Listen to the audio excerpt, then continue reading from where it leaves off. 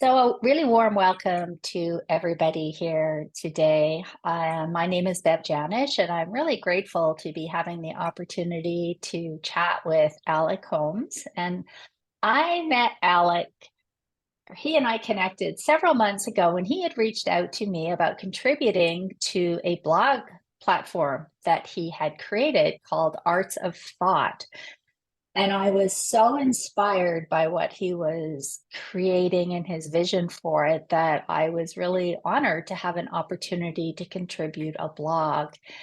And then through that, I learned a little bit more about his journey and what was inspiring him to create this in the first place. And after I heard his story, I felt like it's just such an important and valuable story to be shared to inspire other people of all ages to really kind of follow their true path and the courage. So, welcome, Alec. I am so glad to have the opportunity to chat with you again today. Yeah, thanks, Bev. It's great to see you again. Looking forward to sharing. Yeah. So, I thought we would start off with just having you share a bit about what inspired you to create the Arts of Thought blogging platform.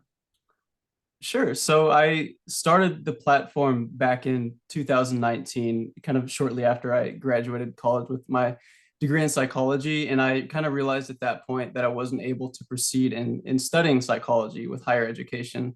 And I wanted to stay relevant. I wanted to stay in tune with what was going on in psychology. So I decided to create sort of a platform, not only where I could write, but also invite other writers from around the world to come and share their ideas. And it began as a platform for sharing content related more towards psychology, but quickly morphed into something that became more like not only psychology, but also life experience and spirituality. I sort of Mm. became increasingly fascinated in stories from people, and it just became a place where people could kind of come together from around the planet and share their ideas without judgment. And readers could find new ideas and be inspired from reading these works of people from around the world. So Mm. that's sort of the genesis of it. It's sort of a sprouting up of my just general interest in psychology. In psychology. And I really love how you have woven those themes like of psychology and spirituality and I know poetry all through what to me feels like it's a piece of art, really what you are creating. So have you always known that you wanted to create this platform, or where did that arise from in you? That's a good question. I think I've sort of looked at the common threads in it, and I remember maybe when I was like 10 or 11, like a younger kid, I had an idea to write a book where I would just go around the world and find interesting people and just listen to their story and put it in a book. And it would be about people that aren't like high status or anything special, just from random people from around the world who have different experiences. And they could be from any walk of life, and anything. And I would just put it all in a book and be able to share it. So I didn't know what exactly that was, but something that I guess I was interested in people and their stories and their individual experiences. So I think that thread is kind of what blossomed up and sort of tied into the Arts of Thought project. That combined with my own personal experiences and being able to utilize psychology and different practices, and wanting to help people also get out of their difficulties and live a more optimal life. So kind of all Mhm. those little threads kind of came together into the sort of abstract project, kind of like you call it like a piece of art. It is sort of artful because it doesn't have like an exact, like tangible um, identity, I guess. Something Right. like that. That's beautiful. So when you say inspire others to get out of their difficulties and live a fuller, more fulfilled life, would you, what role would you say that has played, like in terms of your own journey? I think due to my own story, which is just sort of a brief summary, I've um, just to kind of wrap it up for the listeners. I basically grew up in Texas, and I played baseball from a young age. So probably 5 years old, just playing t-ball up until my first year of high school, really. And that became my full identity. Um, Everything was associated to baseball, like the respect I got, the love I got, the adoration I got. That was my entire identity. Then I had sort of a crisis, and kind of at the same time my parents got divorced and I tore a tendon in my elbow, so I couldn't play baseball, and I sort of lost my entire identity. And pretty much right when high school hit, I didn't have any ground, and I was searching for identity, and I fell into sort of a darker depression. And I've sort of psychoanalyzed myself, and I think that's where the depression Yeah. is rooted in, is that loss of identity, that abrupt loss of like the floor basically kind of falls out from under you. But to tie it back to the Arts of Thought project, during my college years, when I took my first psychology class, psychology started giving me ideas and words to where I could kind of map out what was going on in my own mind. So I was able to navigate and sort of make sense of things that I was previously lost in. So having that vocabulary and those ideas and ways to navigate this invisible realm of our mind, that sort of gave me the ability to start climbing out of that pit. And in Arts of Mm. Thought, I'd like to do the same thing for other people who may be in a sort of similar situation. Maybe they're not in college studying psychology, but they might be able to pull these ideas out and utilize them in any way they can. So something like that. Yeah.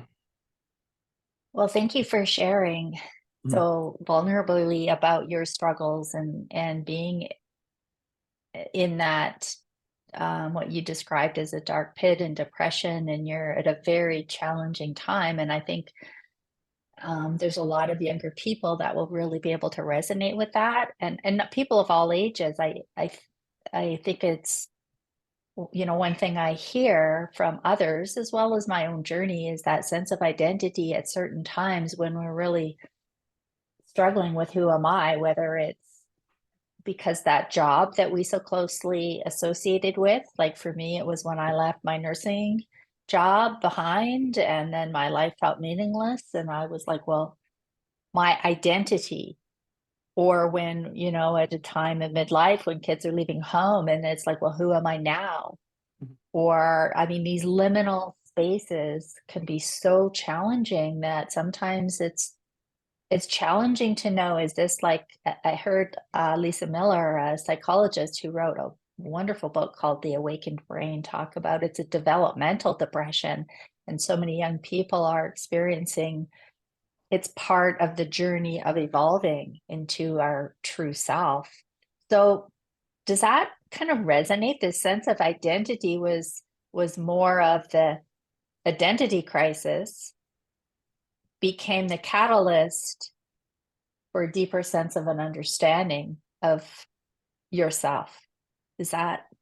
But totally, yeah. I think in your case, and it sounds like a common case, even in my case in baseball, sometimes we attach ourselves to what we think our identity is, and then it's taken away from us, and we're left with what's left. And then we sort of have to look at what's left and start knowing or understanding who we truly are.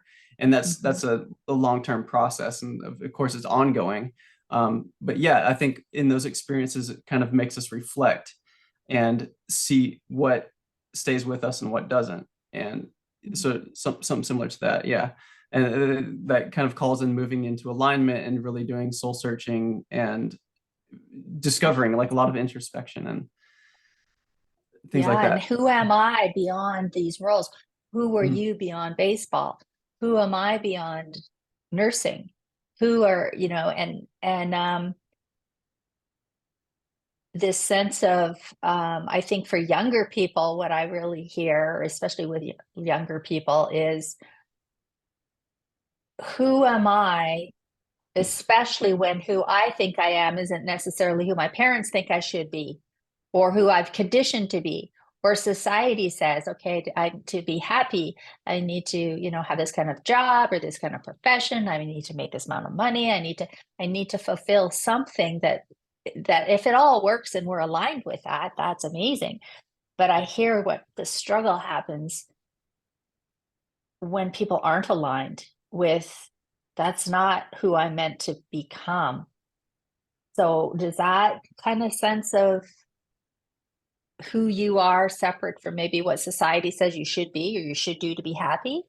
Does that kind of resonate with what your journey has been? Yeah, I think it's definitely a constant struggle, and I know there's all kinds of philosophies and things that discuss the nature of that issue, that we're all kind of seeking to unveil who we truly are at the like innermost core, and you can really trace it down. You could go philosophically down to like the essence, the soul, the consciousness, things like that. And that if you go on that path, that's usually where you end up. Um, but yeah, just and then in life, even just in our physical life, seeking further alignment with our occupation and career. I don't know if we're ever going to get the clearest picture on where we need to be. It seems like we can only see like a couple inches in front of us at times, but there seems to Mm. be a calling or a force that you should listen to. And I think the most dangerous thing you could do is not listen to that intuition or that soul hunger, as you say. Oh, wow. That's so I want to remember to bring us back to that soul hunger because I know that's a concept that's really resonated with you and a lot of other people. But before we go into that, I would just love for you to share a bit more about this time this pivotal time where you felt that you were in this, what you described as a dark pit, and you were really depressed. Mhm. And what did you do? How did you deal with that? Um, so yeah, that was probably my late high school years. So 18, I think, was sort of the deepest loss of identity and just kind of the falling into the deepest pit, as I call it. And that is depression, like struggling to get out of bed, not wanting to go to school, just feeling that crushing weight. Just everything kind of stacked up and put me in that spot. And I didn't know how to face it. I didn't know what depression was. I didn't have any terminology to navigate it. I didn't have too many people in my life to help me. Um, so I was really struggling at that point to like find identity.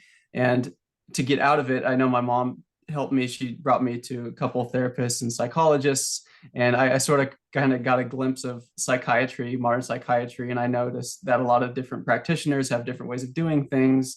And like one would try to put me on drugs, one would do hypnotherapy, one would do positive psychology, and nothing was really working. I think if I had to give credit in that field, I really like the hypnotherapist actually, because she allowed Mhm. me to start using my visualization process and imagine what it would be like to not be in depression.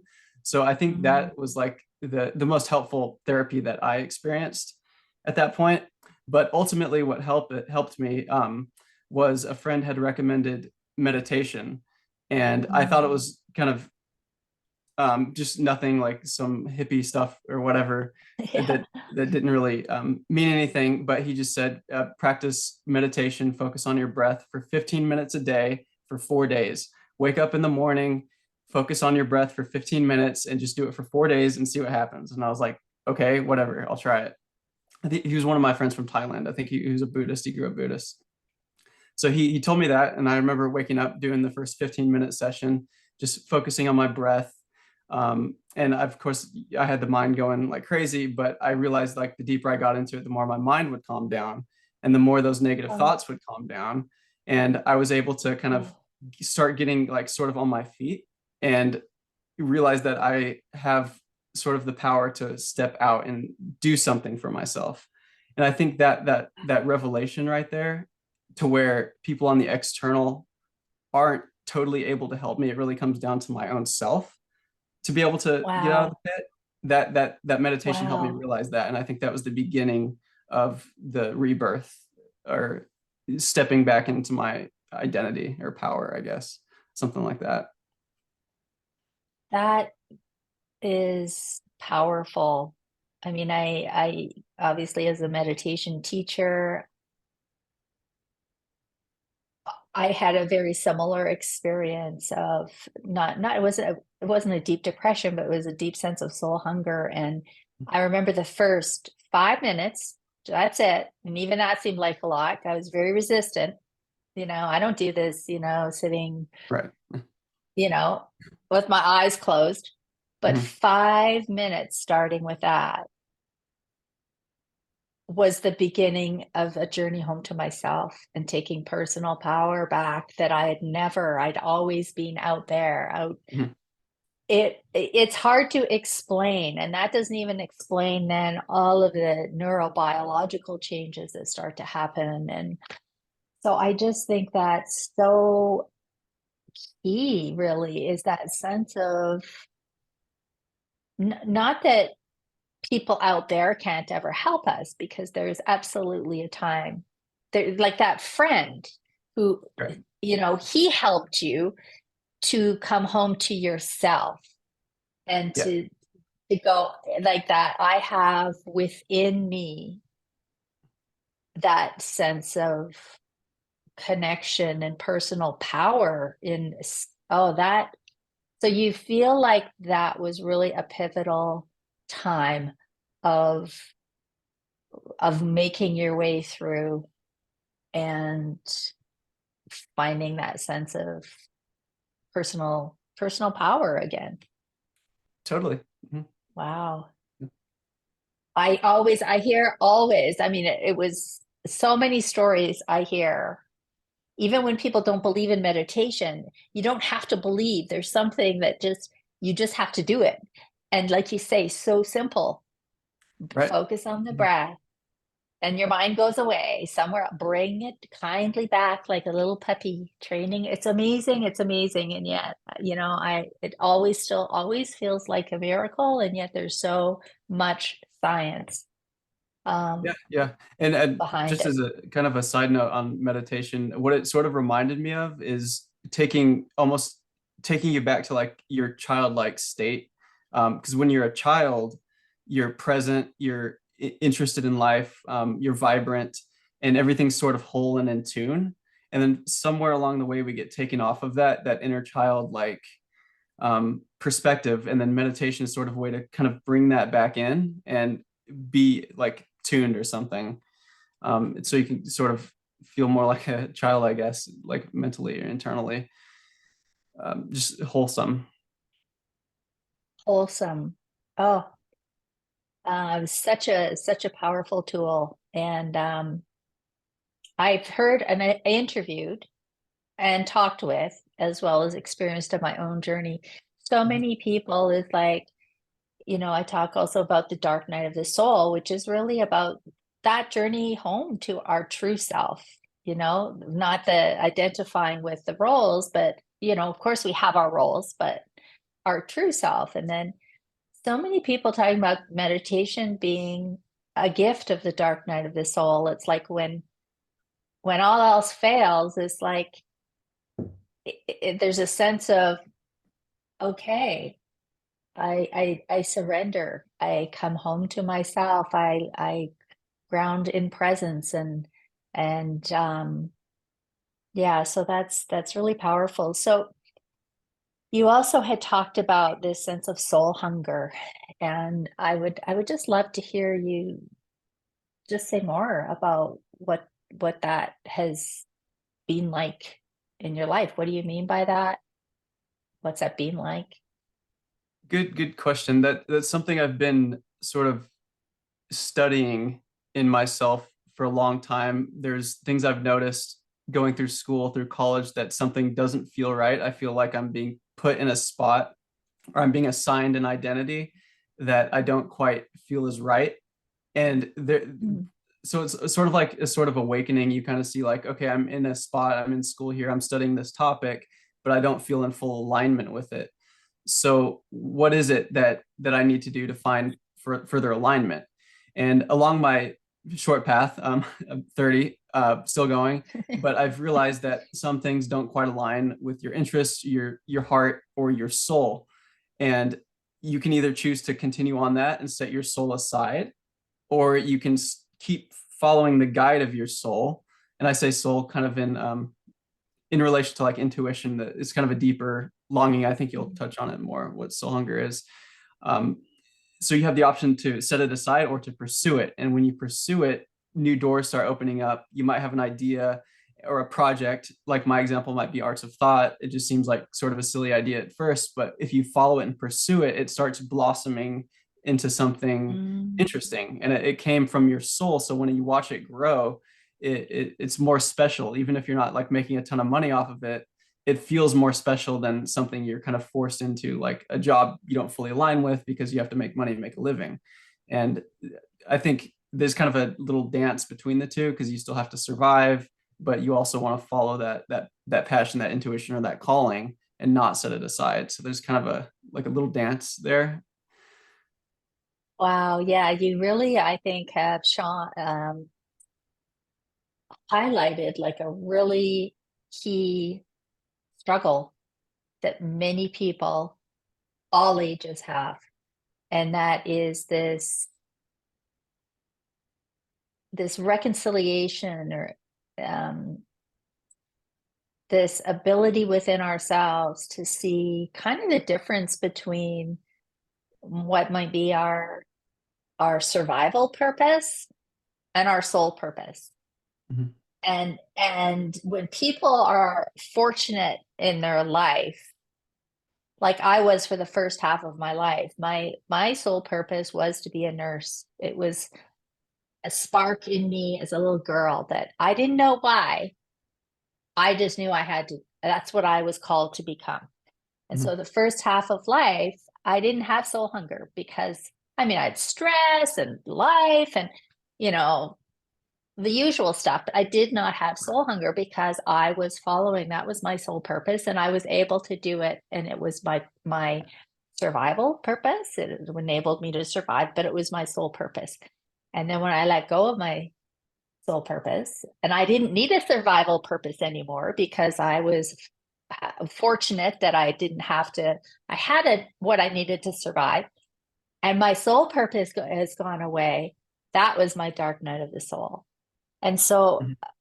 I didn't know there was even such a thing as the soul until I had this deep ache inside of I am not living in alignment.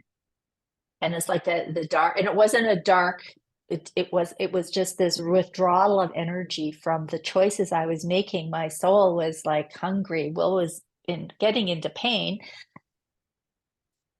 It's not, you're not living in alignment.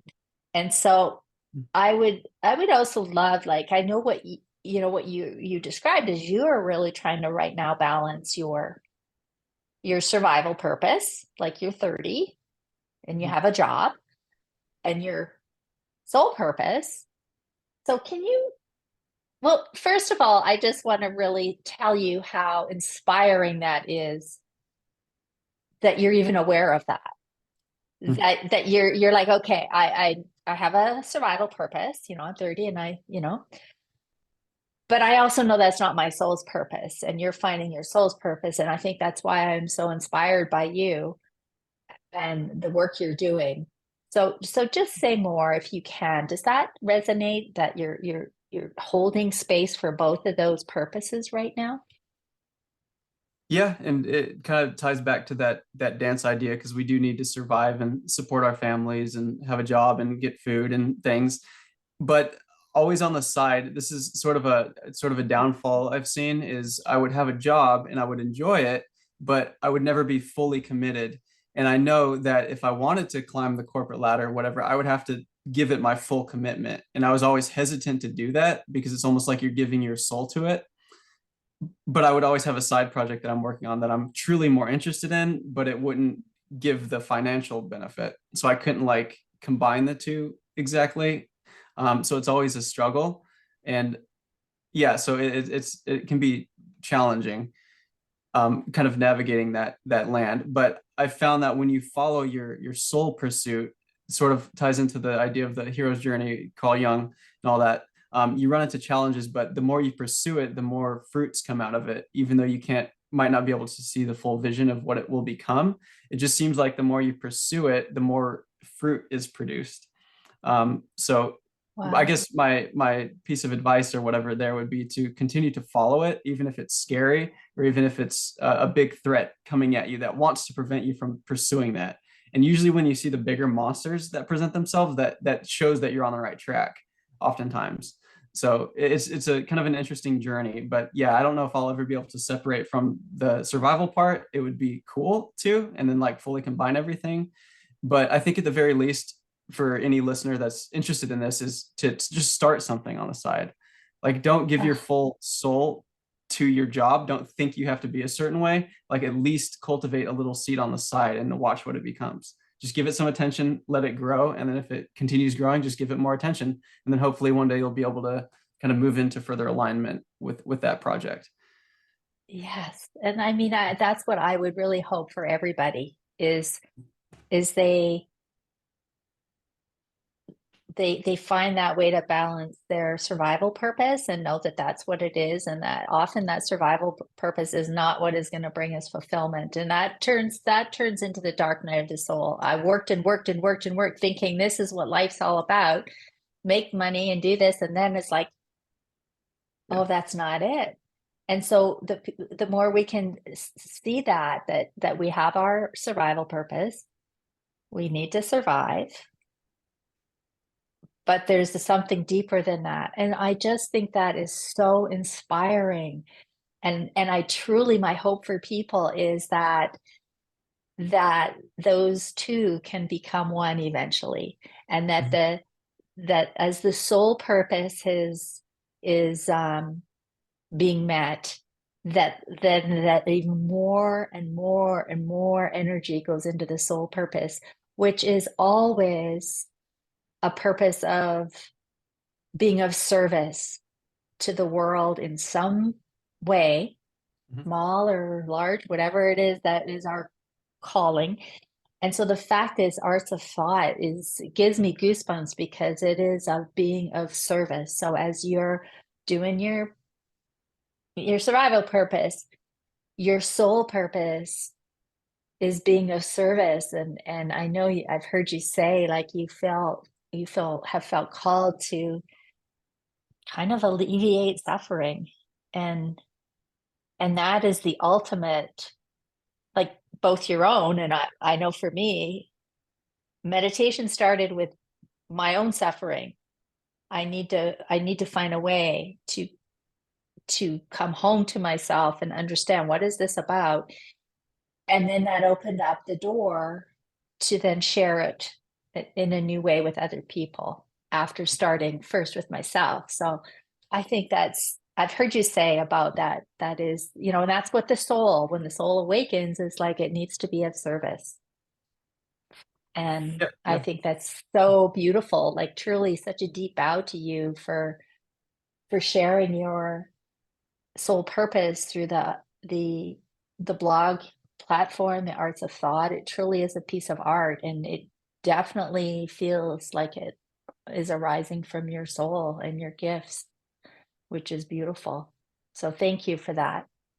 Yeah, thank you for appreciating it. And I have just a final question um, that I would just like to ask that you share is if you could give your younger self, a piece of advice from your 30-year-old wiser self, what would you say to your younger self?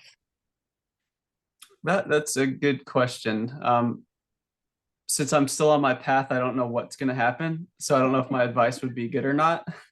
But I would say to just follow your intuition. Don't be afraid to follow your intuition, no matter what.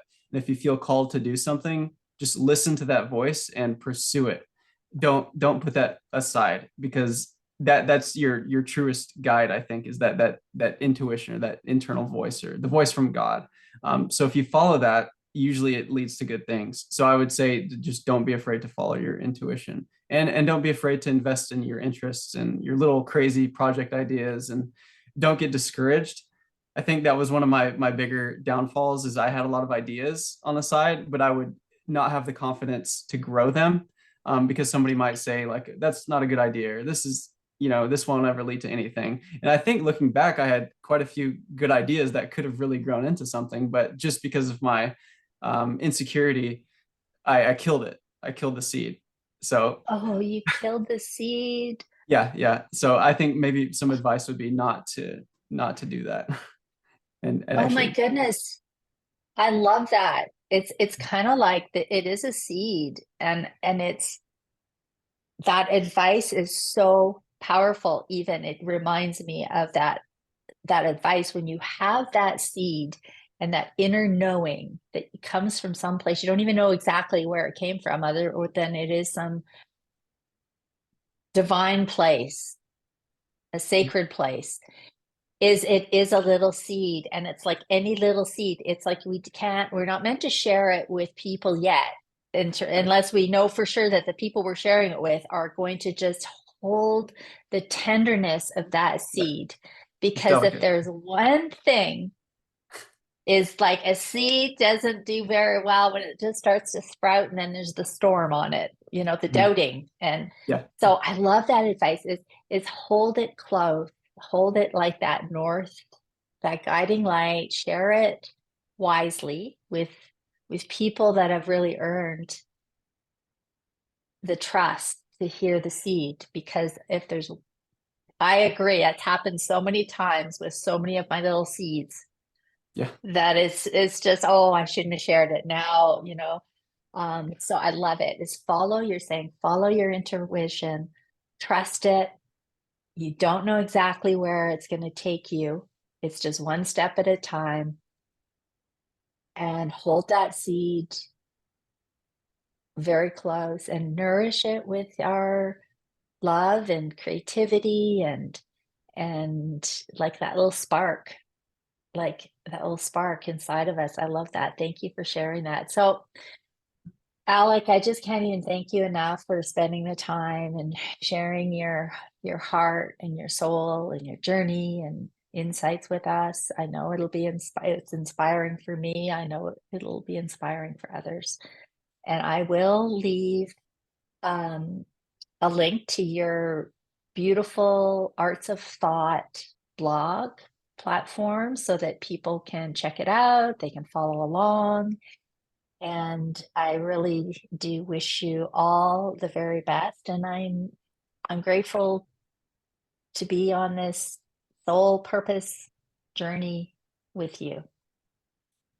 thank you so much. It's been amazing. And yeah, if anyone wants to reach out to me, they can do it through the contact form, and I'd be happy to engage and discuss these things. So Oh, yeah, would love to. And that's hopefully, wonderful. yeah, hopefully got something valuable out of this. But yeah, it's been amazing. Thank you, Bev. Okay, thanks, Alec.